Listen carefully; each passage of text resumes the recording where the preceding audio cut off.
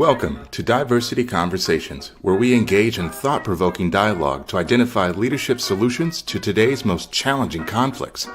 Stream live each week, Saturday 9:30 a.m. to 11 a.m. Hosted by Diversity, Equity, and Inclusion Strategist and CEOs Eric Ellis and Tommy Lewis. Join us and add your voice to this engaging diversity conversation. Good morning, Greater Cincinnati, Northern Kentucky, the United States, and the world. My name is Eric Ellis, and I'm the president and CEO of Integrity Development Corporation. And I'm joined this morning by my good friend and brother, Tommy Lewis, president and CEO of Make It Plain Consulting. Good morning, Eric. Good morning, Tommy. What's going on, baby? What's going on? Man, it's a beautiful Saturday. Once again, great to be with you all again.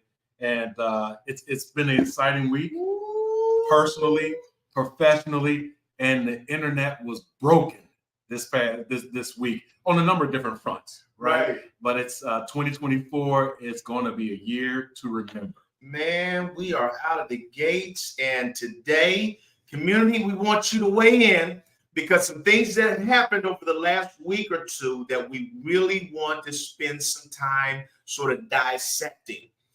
Certainly the biggest one is the interview on Club Shay Shay with Shannon Sharpe and his guest, Katt Williams. Wow, Tommy, that was off the chain. What? Off the chain. It was fresh, new, and it was the naked, authentic truth. Raw. It was raw. However you received it, however you kind of dissected it, I have not seen anything like that.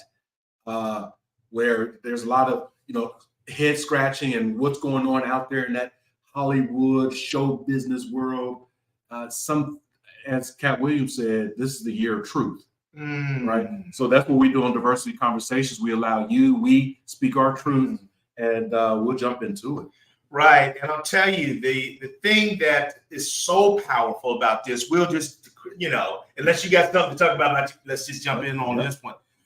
I'll tell you, Tommy, so we as people of color have been of the mindset in our community that we keep our dirty laundry in the house and that we don't really ever expose any of that because our feeling was that we're already getting marginalized out there in the world. So we're not going to, we'll deal with family business inside the family.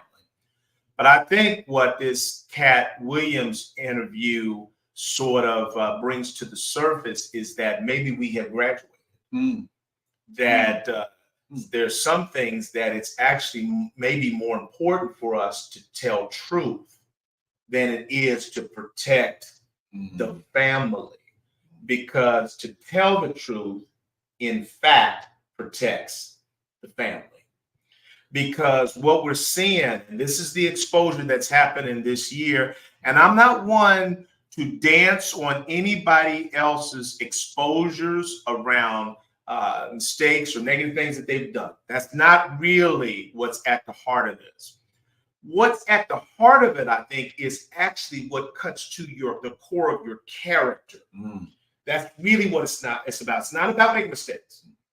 It's about who are you in the dark? Who are you and how are you operating in ways that have an impact on the rest of us? And I'll say this, and then I'll certainly just let you give some of your thoughts as well. But first of all, we saw Shannon Sharpe, who had to leave a major network because of what happened to Buffalo Bills game, where to Damar Hamlin, and how Black commentators responded to that versus how some of the white commentators responded to that, saying, they should just, why would we stop an important game like this? And so Shannon was like, oh, no, I'm done. And so he does his own thing, and now his own thing is blowing up. So we're looking at two independent and free men of color speak frankly, like we've never seen anything in our lives, because it's so rare to have people that don't need the system. In other words, nobody controls them. Nobody can silence them. They are completely free to call it exactly like they see it. Eric, you made a number of excellent points. Shannon Sharp, former NFL football player. His brother Sterling played as well. They come from very humble means in the country, literally poor. Right. And when I say literally poor, it's not just scratching to make money. It's not having any at all. Right. The only hope that they had was to exploit their talent, right? At a very young age. Right. They were talented physically. Right. They were talented intellectually. They were talented from a character perspective. Right. And so you had Shannon Sharp with that background. And then as we listen to the story, we'll bounce around a little bit. Right. That's all right. With Katt Williams. Right. Born in Cincinnati, Ohio. Right. Raised in Dayton, Ohio. Left Dayton at the age of 13. Crazy. Absolutely crazy. He was a prodigy. Right. Going to Florida. Right. Going to just on his own out of a bag. Taking a semi ride to Florida. I mean, come on now.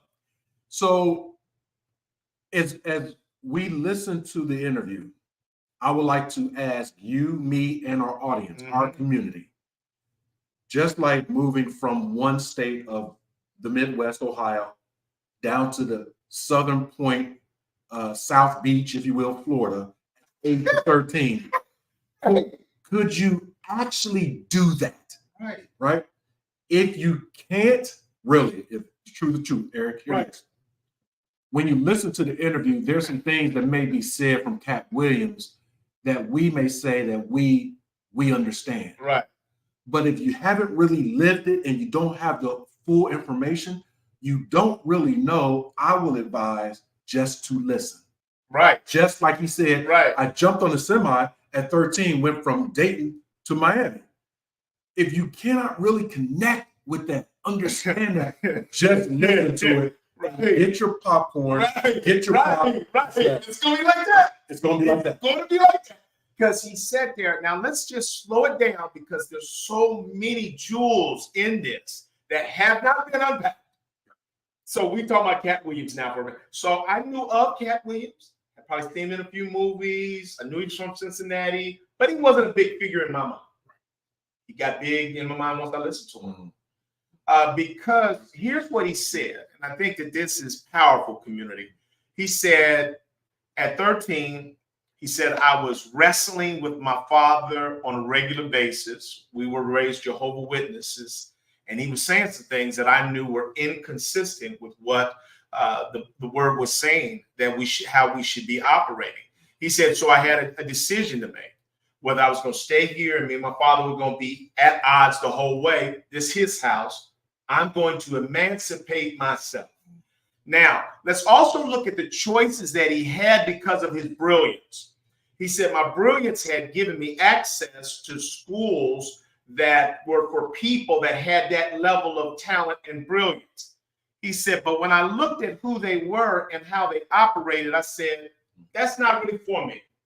So he had the intellectual horsepower to make choices. And he said, I'm looking at this choice that you all say is the sort of place to be. This is what success looks like, going down this pathway.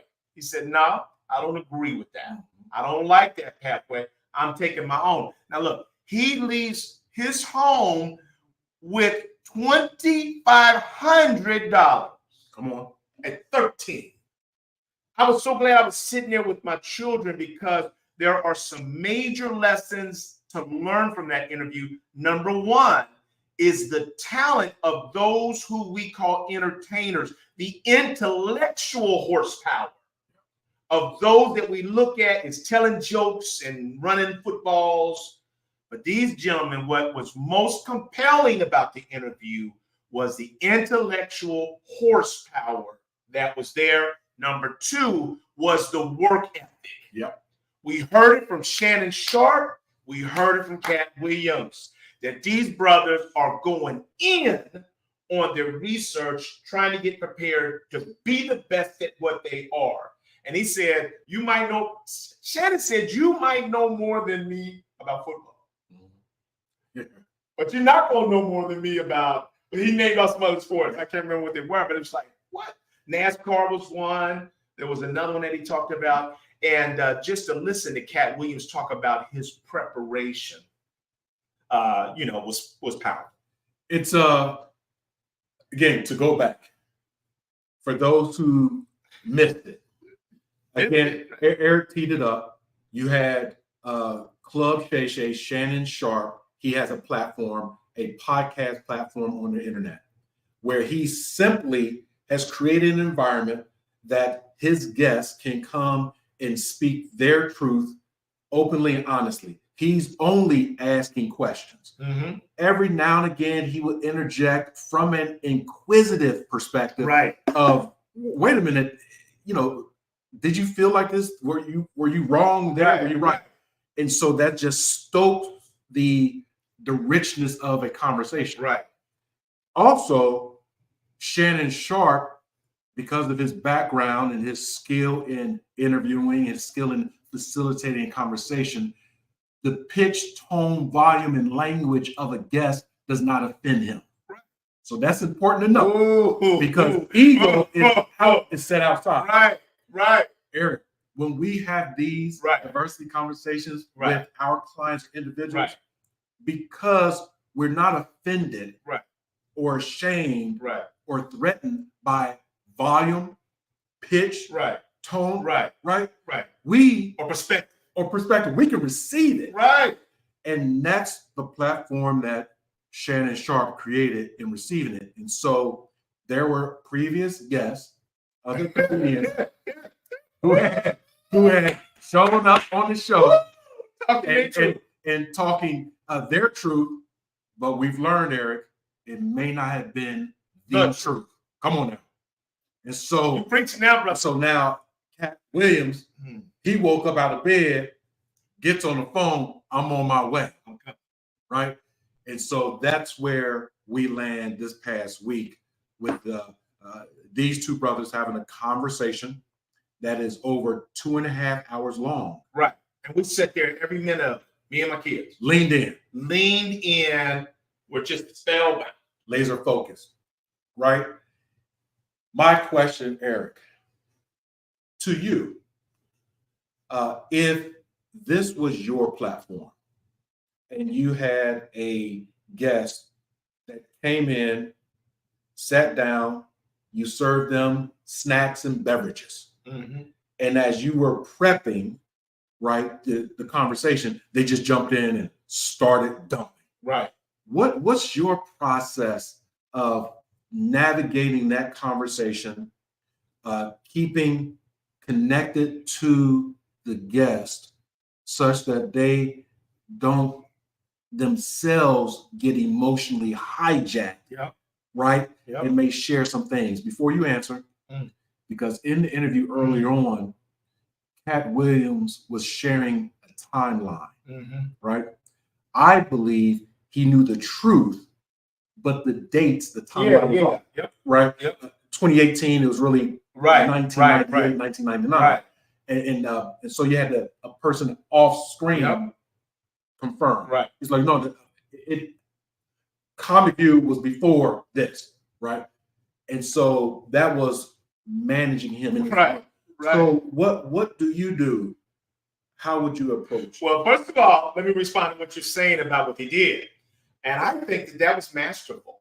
So Shannon Sharp doesn't have a heavy hand on trying to overmanage your story. So he lets you tell your story. But he's letting the audience know that if you're somehow saying some wild, outlandish things, he's got a team back here that's vetting those things in real time. So you just can't say just anything. He's got a team back here that's vetting things, and if you're honest, then you say, "Oh, okay, I didn't know," but it's not like I was trying to tell a lie. I was off, and you helped me get back on. We're good. But the other thing that maintained our confidence in what we were seeing, Tommy, is the way we saw Katt Williams not just go down any street. In other words, if you said something and you offered it, and at one point Shannon Sharp says, "So you don't you sort of just leave without fear. He said, no, bro. Time out. Anybody that tells you that they don't have fear is lying. Mm-hmm.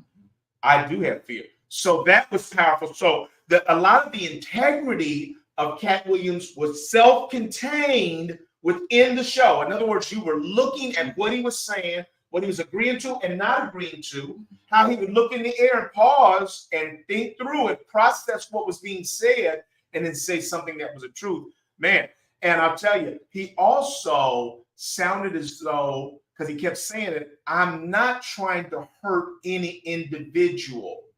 I'm actually here to set records straight. And to try to tell the truth. Now, Tommy, if I'm in the situation as an interviewer, it depends on what the nature of the show is. If the nature of the show is one thing and then you start going off on different people, I'm probably trying to redirect us. But if I got a show like Shannon Sharpe had, and my platform says that everybody gets to tell their truth, I think it's an honorable thing to do that. Shannon Sharpe was so intellectually and emotional, in terms of emotional intelligence, ready to handle that interview that you can fully imagine that he will retain the level of relationships that he has with all the people. Absolutely. That kept him. Yeah. That is a great point. That's a great point, Eric. As you were sharing, Eric, I'm reminded of a situation that happened with me this week. I had the opportunity, our company had the opportunity to interview with a company that's in the Great West, kind of West Coast. And we are one of 3 finalists. And this is a online, virtual interview. Mm-hmm. I've engaged my team because they've asked for this key stakeholders from our side to be a part of it. Mm-hmm. So there are about 6 or 7, maybe even 8 people from my team. Mm-hmm. On their end, there's about 4 people in a conference room. Mm-hmm. And this is virtual. So our team members are in their respective boxes, mm-hmm. right? And they're in the room. As we start the interview, I'm asked by one of the interviewers, this is pre-interview. Mm-hmm. Hey, Tommy, is your company Make It Plain connected to XYZ, right? And I immediately say, no, Make It Plain Consulting is an independent organization founded in 1996.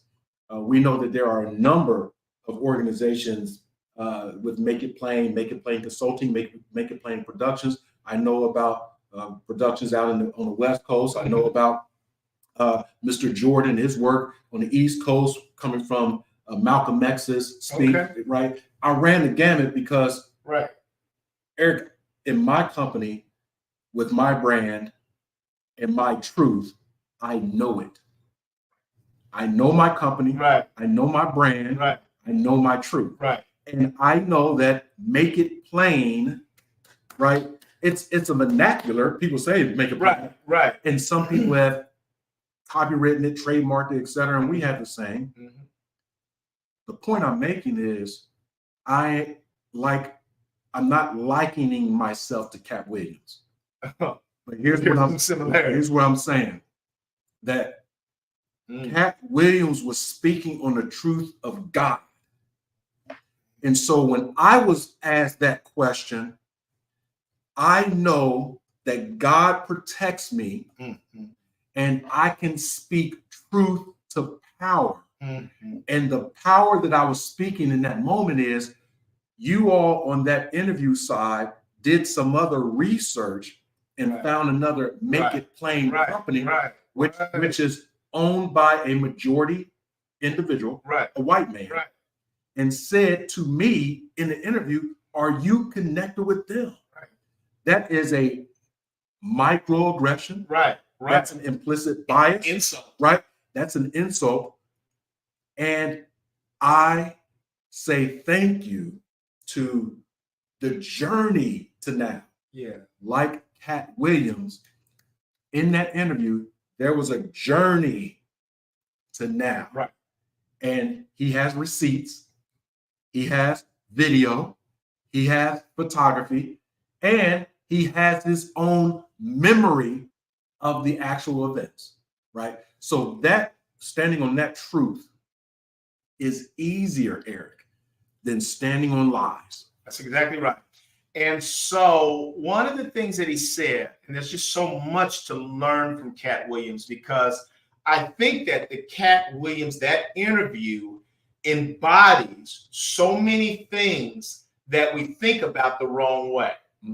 And so when we think about a Christian, a God-fearing, God-loving person, they almost look like the old white Jesus in a long gown that's sort of floating above wrong and the world. They're just in a holy position. Katt Williams is not that image at all. But I told my kids after, I said, that's who's on God's team. Yep. That's what God's team is made of. People don't understand it. Ooh. They don't understand that God's players look like this too. Raw, hard, tell the truth, ain't with no fear. They ain't real pretty around the edges. They might even drink a little bit. They might even have a few women, you know what I'm saying?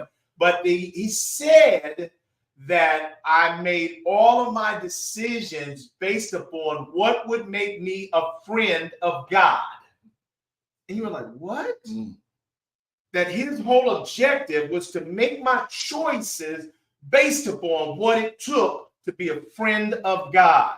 And I'm going to tell you all that a lot of people that think they know all of who's going to be in heaven and who's going to be in hell has got it wrong. Because this man right here is doing things quietly and silently outside of the spotlights that line up with the principles of God. When he left his home at 13, he was still then concerned about his siblings and what would happen to them. And he's now adopted 7 or 8 children that he raises.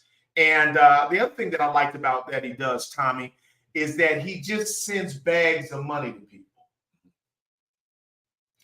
That's what wealth is for, you all. It's not simply enjoy life. If you got money, enjoy life. That's fine. But it's also to invest in others who people are not investing in. He said, I'm looking at this show. I'm knowing they're not paying this comedian anything. And I tell my people, go send him, get him a bag of money. You know, $10,000 or whatever. The things that he's done for others speak of his character. And he didn't raise them. Shannon raised them. Yep. And I thought that was powerful. He's not, and I mean, just everything he does, he hasn't even posted in 4 years. Yep. So he's not out there playing this game the way that other people are. He's decided that this year will be a year of exposure. And exposure, again, is not about exposing simply the mistakes that people have made. It's about exposing a character trait and flaw of abusing, misusing people as pawns in your game. I'll say one last thing, Tommy, and I'll turn it back to you. He said, I've got people that I pay, comedians that I pay $300,000. And he said, I don't need to own any of them. None of them need to join my team. None of them need to be all up under me. They get to come here, get paid this good money, and maintain their independence and do everything they were doing before or after they ever were with me. That speaks volumes to us, doesn't it? It absolutely does. Because we've seen so many people try to use people, you know, not want you to get to know anybody else because that's my connect. Eric, that's what we do. I've seen you do it. You've had people on your team working with said client. Right. Said client really knew that they couldn't get you. Right. Right. Right. Right. But they said, the team that is around Eric, you know, I don't want to kind of be sneaky and henpeck, right? Right. And Eric says, right, let's make that happen. Make it happen. Rise up, because we have a long journey to a solution to the truth. Right. Right. And if this person can do it, right, then it's all good. Right. Said company says, what? That's not the game that's played. So here's what we'll do. We're going to bring on board your person. We're going to keep you, right? And we're going to strengthen our other supplier diversity, because we're learning that folks with your character, they're not trying to be on the money grab. They're not trying to be on the sneakiness, right? That that the leaders who are making the decisions like, we like this whole model. we like this whole model because, as Katt Williams was talking about, you speaking the model that he was dismantling or exposing come on now was the entertainment model of how does one get to a place of notoriety, right? In Hollywood, in entertainment. What are the costs that people are taking? What are the souls that are being sold? Come on now. And that's the point. Like us, are not giving it up. That's the point. And he said, well, it's a little raw, but he said, I made a lot of decisions based upon maintaining my virgin body part and not having to go down on men. And basically, he said that not as a knock on people that are gay or anything like that, but it was a knock on the pariah of bosses in Hollywood that require things of men and women in order to open the door of opportunity. And he was saying that there are a whole bunch of people that played that game, conceded to that game, basically sold their soul for 30 pieces of silver. I was unwilling to do that. And, my talent, my gift made room for me. And what I will say to you, this is what he was saying, is that this is what I have.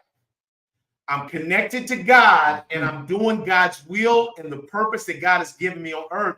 And he's given me, as Liam Neeson said, a special set of skills that when you see me come, if you're a liar, if you talk craziness about me, you won't be able to even stay in that room. Nope. When you see me come. Because I'm bringing it like that. Now, let's see what Terry has said. Because Terry, I'll talk to Terry afterwards. Good morning, brothers. I met Katt Williams out here a long time ago, and he's really cool guy. I heard of him a long time before. I met him through friends of mine that know him very well. From what I hear, he is really down to earth, cool brother. When I met him, he showed me nothing but love. And I'll tell you, Terry, that is what everybody is saying. And here's the other vindication of Katt Williams. Because after he finished that show, we were waiting to see what would be the reverberations. Now, Shannon Sharp, we knew. Shannon Sharp did not know what this show was going to do. No. He was in it, and he didn't really know that there would be no cost related to this show. This ain't nothing but going viral, bro. Nothing. Because we can't leave our seats. We can't even eat our popcorn. Because we don't want to make noise. That's what he said. And Katt Williams said, no, bro. You good. You good. I know what this about to do. Because I know what I do. That's just crazy. And so now we waiting for all these big timers. What are they going to say? These guys are free too. Crickets. Crickets. Said you tried to say something like, I'll fight you. Yeah. Get into the fifth. And what Katt said is that when I say raw things, Shannon, don't get me wrong, I'm a comedian. I'm supposed to be funny. That's what I do. That's how I compete. You did it in football one way. This is what I do.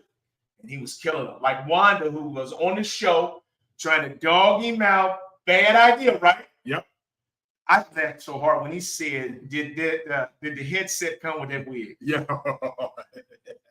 What? Did the headset come with the wig? They said, it's waiting on you. Come on now. Yep. And so Tommy, again, what is it about that interview that worked? What do you think that so many people of color, why were we riveted by that? What is it that we're longing for in that we found? And are there any parallels with Trump would be the opposite of that, or are there some elements of that Trump even possesses? Indeed. So what worked in the interview, Eric, from an audience perspective, is that when we engage in objectively as we can and passively when we engage in listening to other people's stories, we have our own thoughts and theories and hypotheses about situations. Right. And what was intriguing about the conversation is that some of these, from the average person, Right.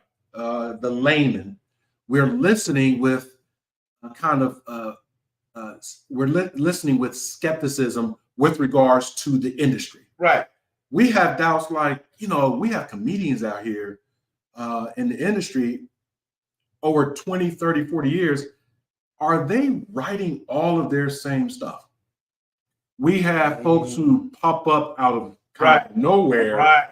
and they are multi-millionaires. They are in movies. They're on television ad nauseam, right? What was it? So we're scratching our head. Right. And what we were listening to was literally an affirmation of our doubt, right? Yeah. That's what we're listening to. So what Katt Williams was sharing, That's good, Tommy. regardless of his delivery, Right. right? Right. He was sharing that the doubts that we have are true. Right. That in this business, Mm. there's crookedness. If it's politics, there's crookedness. Right. Right. If in religion, Eric, and I'm going to say it, in religion, which is the practice of a faith. That's what religion is. It's the practice. Mm-hmm. The canon is the faith. Right. Do you believe in God? Right. For us. Then you have hundreds, if not thousands, of religions. Right. Then you have those who claim to be the messengers of the word. Right. But those who claim to be the messengers of the word are indeed human beings. Human beings. And flawed. So what we were watching was a flawed man, right, who had been working over years in the grind not to be owned and shackled to this system right, that could rape him at any time. And so the concept of philosophy of rape is tremendously offensive in any way, because he's a comedian. It's not funny. He's not shackled. And we were leaning in saying two things. It's affirming what I'm thinking, one. Two, I wish I can be that honest. So let me make it even plain for y'all. Make it plain for some. What he was saying to us and to you, community, I want you to hear this. That too many times, and too many of us are dreaming about stardom and wishing that we somehow could be in Hollywood. And we believe that our little simple life, and with our little simple family, and our little simple home, with our little simple job, is insufficient up against the Hollywood glamour and lights. And what he's saying to us is what we foundationally know, is that all that glitters is not gold, and that the grass is not greener on the other side. And there's a cost of your soul too often to be a part of that. And so do not trade what you have in order to desire that which you do not have, that's being shown to us as nirvana in heaven. And I'll tell you, what I wanted my children to understand out of all of this is that your delay is not a bad thing in music and all those things. Because there's too many, and I know my son Eric has seen this out in LA, that there's too much cost to try to get in the door.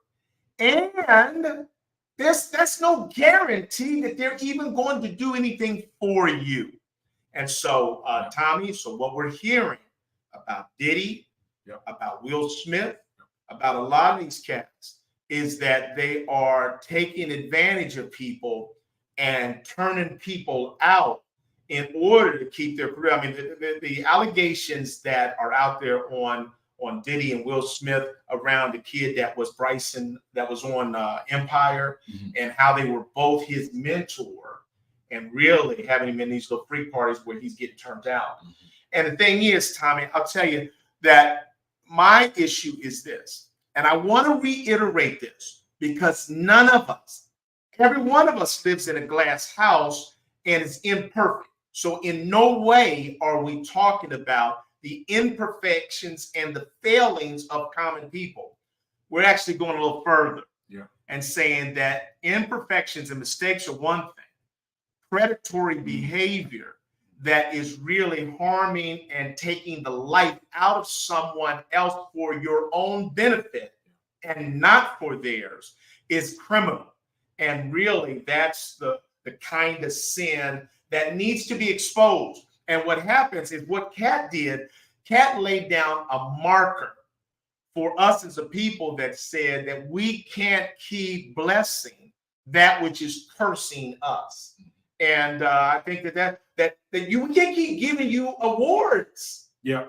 If you are harming sex slaves, I mean, all of that is within the realm of the Sodom and Gomorrah that can exist in Hollywood. I agree. I would also add, Eric, that what we heard from Katt Williams, from my experience of, I've gone to concerts, comedy shows that he's had in Cincinnati and other places. I've followed his career by way of media, be it the internet. What I saw in Katt in this interview was actually him. Mm-hmm. Katt Williams and his comedic style is comparable to you have a number of folks, but Dave Chappelle. Oh yeah, man, they're the same ilk. That's why they like each other. Right. So it's that truth. Yeah, buddy. Through a punchline. Buddy. And then so there's the ebbs and flow of the cadence. Joke. We're gonna come down and I'm gonna speak the truth. I'm gonna see you hit you with a joke, get you laughing, right, and then hit you with 4 to 5 minutes of the truth. Right? They're both still fighting right now. Still fighting. Dave Chappelle, he one time in his career, from the outside, it's going smooth, right? It was thriving, and then he went away. And then the machine came after him. Yeah. Right? Yeah. He's come back, still being who he is, standing on the truth. What we saw from Katt Williams, standing on the truth. And I'll tell you, and I would say that the LGBT community reminds me of the early days of African Americans when we were finally getting some rights and we really wanted to go after everybody, because we were hurt. And so now we're lashing out at everybody. And I think that that's a part of what they've done. As soon as you identify that you have some power, then you start lashing out in ways that can stifle everyone in society with political correctness. And what Dave Chappelle won't let it go. Yeah. And Katt Williams won't either, is because the trans community has come after Dave Chappelle. And Dave Chappelle says, I'm a comedian. Mm-hmm. Everything's funny to me. When I say nigger and tell them type jokes, nobody's all of a sudden offended. So come on now, take your turn in the barrel. Yep. And so what Dave Chappelle just did recently, Tom, if you haven't seen it, is he said, no, he said at his latest concert, I'm going to leave the trans community alone. Everybody starts snickering. He said, I'm going after the disabled community. All right. And he just started telling jokes on them. It was hilarious. And then he showed how they was laughing about the trans jokes till he got to their jokes. And but basically what he was doing is using his big brain to tell you all of this is foolishness. Yeah. Don't find yourself comfortable laughing at others, but you don't want to be laughed at. And all of us need to be able to laugh at ourselves if we're not intending to harm you, berate you. It's not about that. It's about let us laugh at ourselves and others, and we should have the freedom to be able to do that.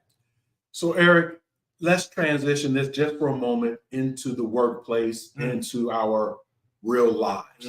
So moving away a bit from Hollywood, things that people may or may not know each other. So we're in the office space, and there's this small group of people, our colleagues, our coworkers, who are, having an afternoon chat. And in the midst of their afternoon chat, there's some jokes, right? Now, I know them and they know me, and I'm engaged. I make my way over there. And the jokes, in my mind, are offensive. Maybe not to me, but I'm like, I may chalk it up as that should not be said in the workplace, right? That's how I can get out. That's right. We don't need to say that here in the workplace, right? Talk to me or explain to me, Eric, what's the skill, what's the technique, what's the approach when we are actually in a workplace culture that promotes at times, condones this type of speech, not just the speech, Eric, but the mindset. That we're going to couch it in the form of a joke. But for real, I will talk about anyone because we are in power. Right. Can you talk through the victim's perspective? So first of all, I would say that there are some similar standards for the workplace and the independent comedian. Okay. In other words, if I, as an independent comedian, are just downing you, and my style, my approach is not just to be funny, but it actually is to be funny at your expense in a way that marginalizes you. I think when you do that, then you have the potential to be canceled.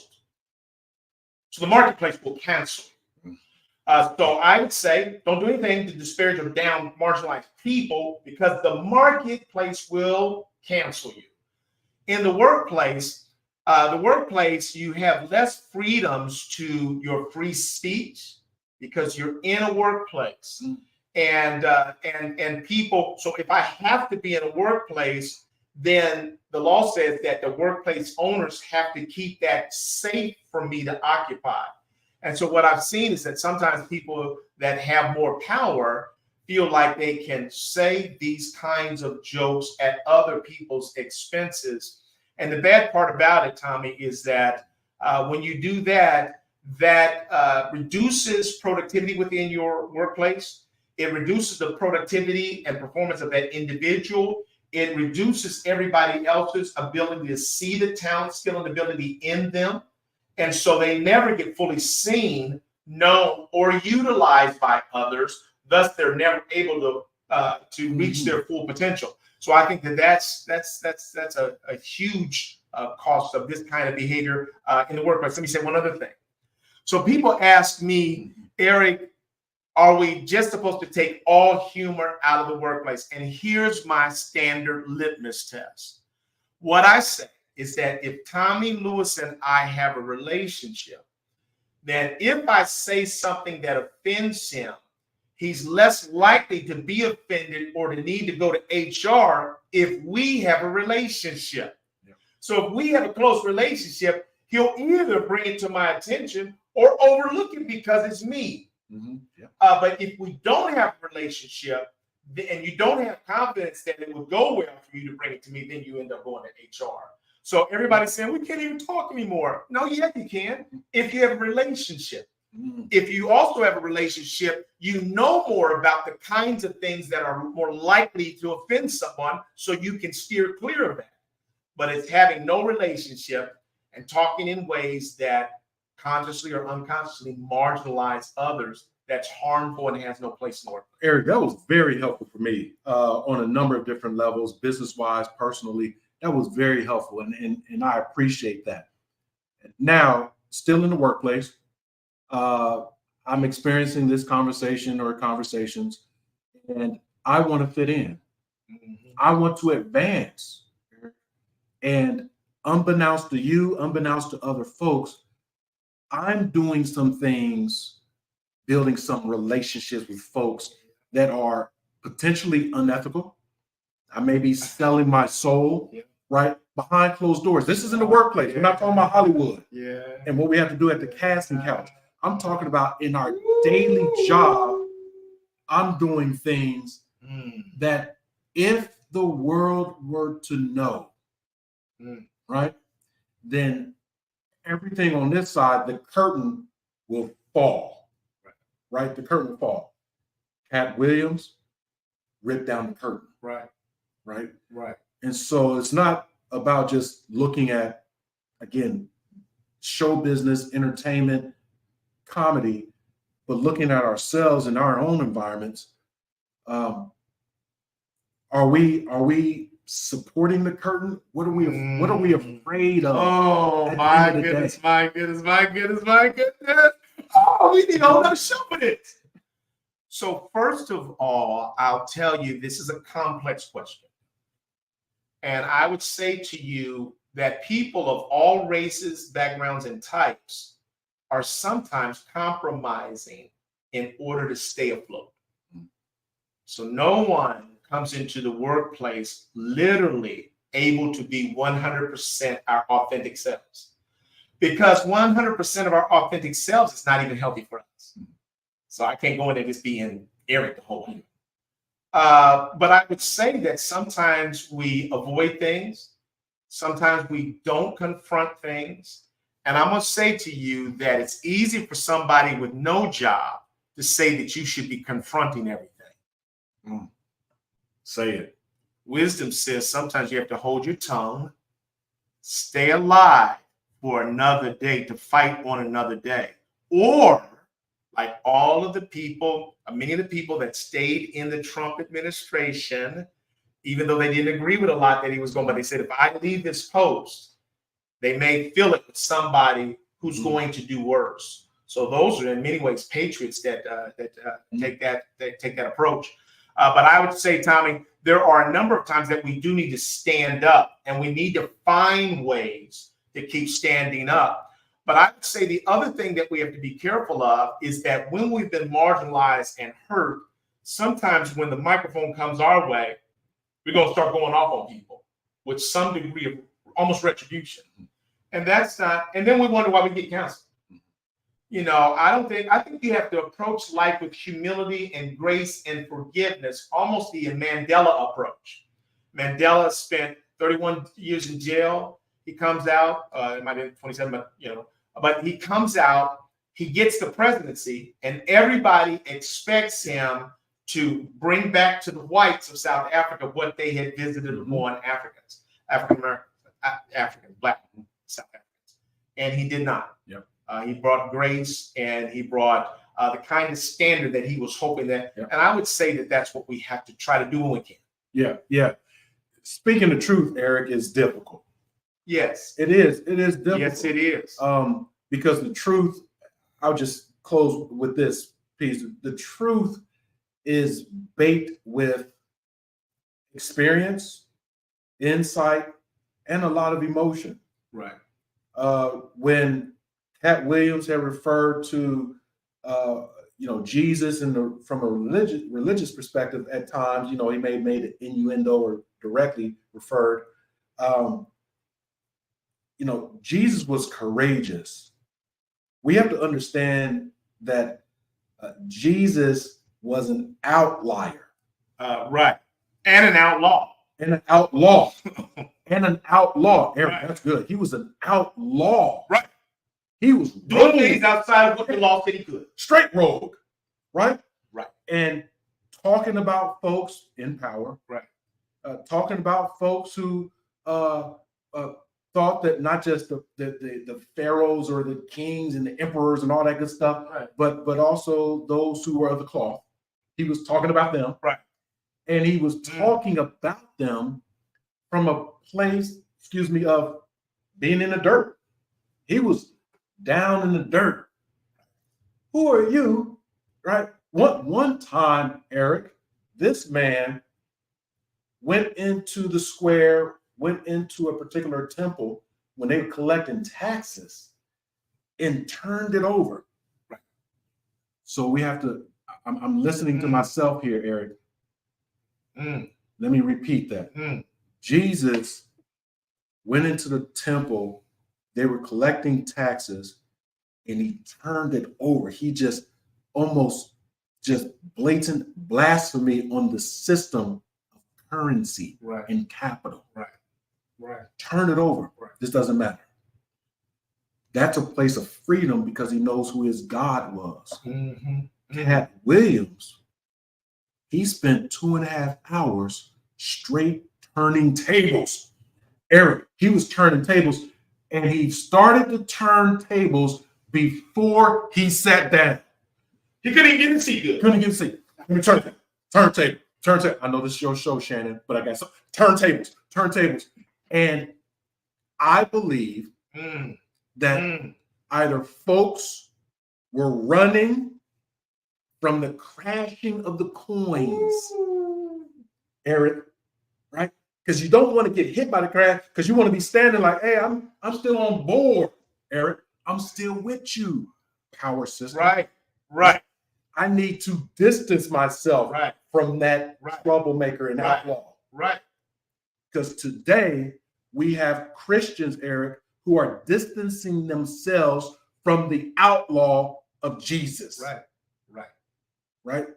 And who we fought for, who we stood with, and who we died for, and came back. For us, my truth, I think we're free.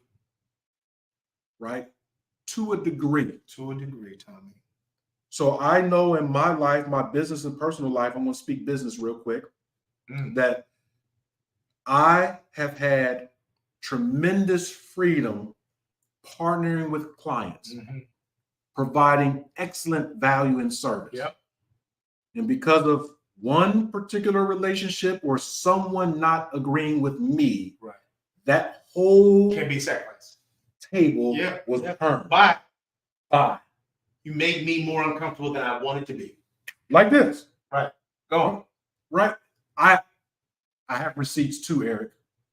I have receipts too. Tommy Lewis, calm, cool, and collected. Right. Not over the top. I take notes, Eric, mental notes. Because you can steal my paper. You can steal my iPad. You ain't gonna steal how I'm feeling. And my feeling is attached to the experience. Katt Williams was double clicking on that experience.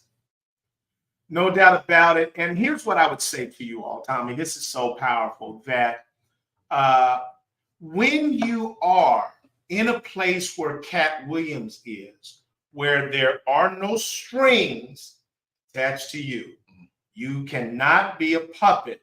There's no puppet master that can tell you. Remember back when the civil unrest happened here in Cincinnati? They were shutting people down. Stop talking.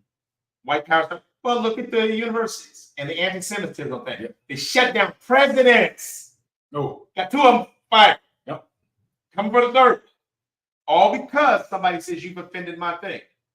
And I would say that if you are fortunate enough to have those strings cut, where you have no puppet master, and we don't see it very often, because all of us are still responding to somebody, either customers or the public.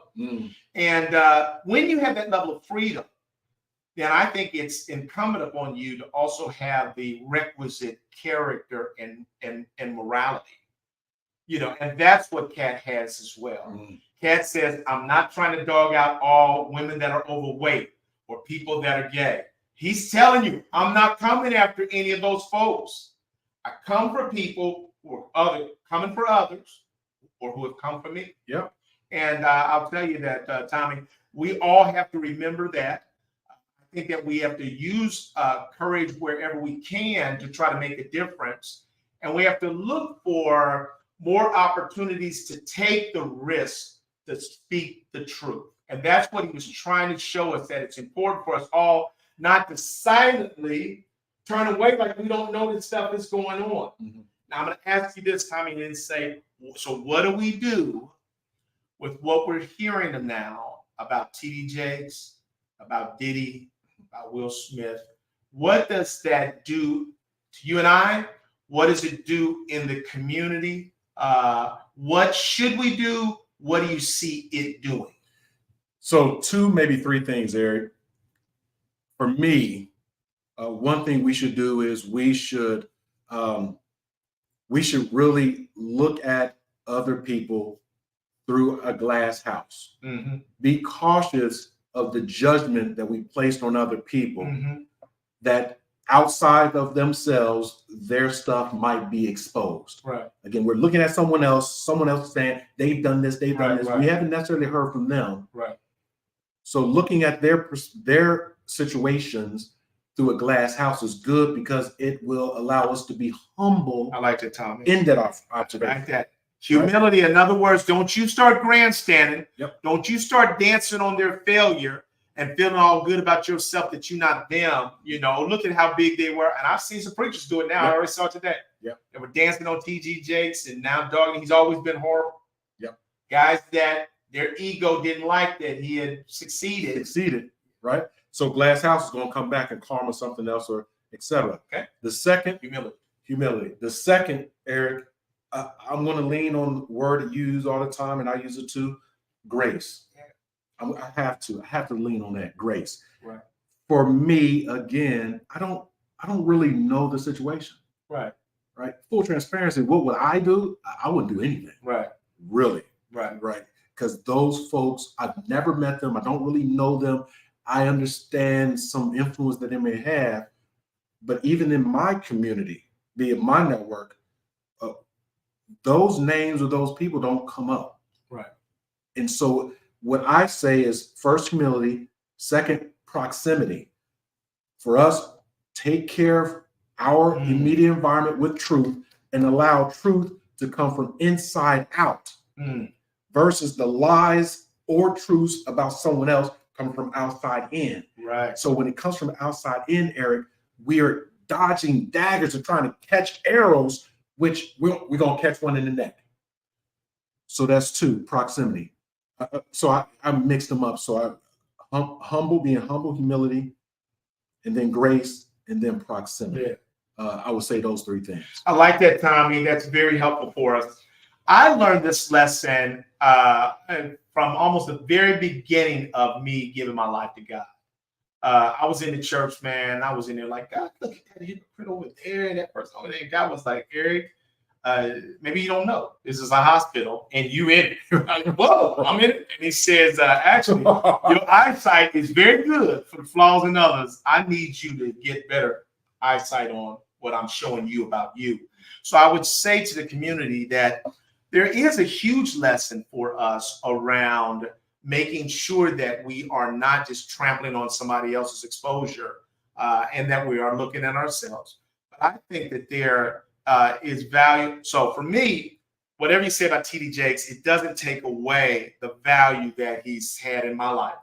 The benefit that his gift has had for people around the world, I think that is still in place. I think that that's still real. I think that another lesson is never fix your eyes on man. Make sure you're always fixing your eyes and your heart on God. And for me, Tommy, I think that these things can bring to us some awareness so we don't put people in situations that might be harmful for them. But I think the final thing is that I'm hoping that they will seek and receive the forgiveness and the healing that's necessary. Yeah. I would say that none of us, not Tommy, not myself, not any of you, would ever want our worst traits, our worst experiences, the worst things that we've ever done to be exposed to people all over the world. We couldn't stand up under it. None of us could. I am not in any way excusing or dismissing some of the predatory behavior that leaders have taken on the helpless. And I think that there's a price to pay for those kinds of actions and behaviors. And I think that we're at the beginning of what's happening with Epstein and the whole list. I mean, those things are now being exposed. And I think that we have to then take that and say, we need leaders that have better character than to just be actively involved in predatory behavior against your followers. Tommy, you and I have both been in the same positions of power. When you're a business owner, you're hiring employees, you're hiring consultants. People are always looking to try to get in with us. Neither one of us wants to be found to have taken advantage of people who see us and sort of have high esteem for us. When people are applauding me, I'll go into some room sometimes and be, hey, that's Eric Ellis, and I hear all of that. And there's a part of me that appreciates that. There's a part of me that feels wary of it because I always feel like it's a kind of setup.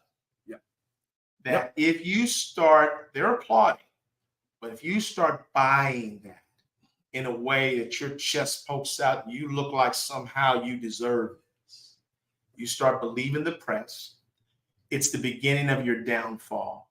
When I hear too much public noise, my head goes down a little bit because there's a part of me that says that I don't want to accept these 30 pieces of silver that are being offered to me for my soul. That's well said, Eric. What a show. Absolutely, man. We didn't know what we had. We had a couple notes here, but this was so riveting. It was a once in a lifetime kind of thing. I mean, we'll never see, somebody else might do it, but we'll never see anything dissected in such an intellectual way with the Spirit of God underlying most of what we heard, and with there being no credible rebuttal to that truth. And we need people like that. I think that in these last days, we as a nation are looking for more of that. Some people see that in Trump, that he's willing to say anything. He just doesn't have the underlying character that makes it legitimate. So he's able to influence a lot of people, but he might not mean those people any good at all. So we need to follow character-driven, right? Ethics and integrity motivated leaders. That's right. And if 2024, based on Katt Williams, is the year of truth, I would like to invite our community, you and I, Eric, and however we do it, through our speech, through our behaviors, maybe through our attitudes and mindset of speaking the truth. Because we know that at the end of the day, in our heart of hearts and our soul and souls, we know what we do and what we say and what we think. And like you said, if it were to be exposed all the time, we may be shamed about it. I would say that some of these rogue thoughts are human, right? We're competitors, we're survivors, right? And so we're trying to come up, but then we have to literally repent, say, Lord, I didn't really mean the worst for them, because we think it, right? We say things like, to hell with them. That's a mindset and a speech. And if we knew they were going to hell and we were going to see them there, we wouldn't do it. Right. And we say, to hell with you. I'm going to heaven. Right. But when we see them, oh, Lord, it's hot. We'll be right there with you. I'm right there. The year of truth, honesty, humility, and continued diversity conversations. Tom, I appreciate you. We appreciate you all. And we thank you for joining us again for a powerful diversity conversation. If it's not next week, then we're going to have Chuck Mingos the week after, but we're looking forward to future conversations. This conversation is heating up in this country and around the world. Thank you for joining us. Take care.